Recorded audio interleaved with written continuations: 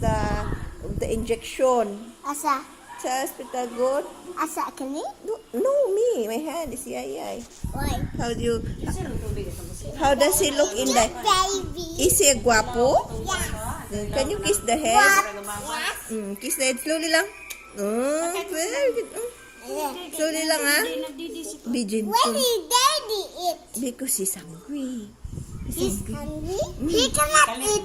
He cannot eat up all the food. Bago pa? Baby. Sita, ayaw. Ay. No. Be gentle. Be gentle.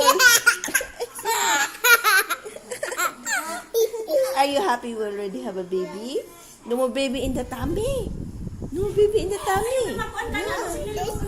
The baby is making... Oh, what will you say? Why did daddy eat? Because he's hungry. Hungry? Why? He cannot eat rice. He don't have a teeth. You see, he has a teeth. He can eat the baby. Like what? Baby. Don't cry, baby. Oh, be quiet. Okay, next sleep, baby. Can I wake up him? Kiss, you can kiss kuya. Just Can like I that. wake up him? I cannot kiss the face. You can kiss the face. Huh? Just be gentle. Oh, slowly. Don't touch so much. Oh, be gentle. Kiss na. Kiss na. Yeah, you smell him. If he smell I'm nice. not a baby. This one is baby. Jacob is the baby. I'm not a baby. But Lagi. What happened, man? he maybe.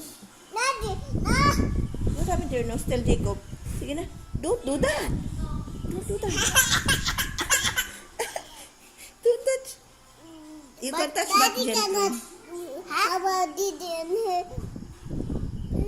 Ano saman? Don't touch. Why Daddy's not have a baby in her tummy? I don't know. Because daddy is a boy. Only girls can have babies in the tummy. How about I threw the balloon in the face and see? I got it. He's gonna get scared. He's gonna get scared. He's gonna get scared. The baby can. Be gentle. Be gentle. Be Why very gentle. is small? Because she's a baby. My hand can fit in. No, don't put your hand inside. Why? It's so tiny. Baby, good baby, Didi.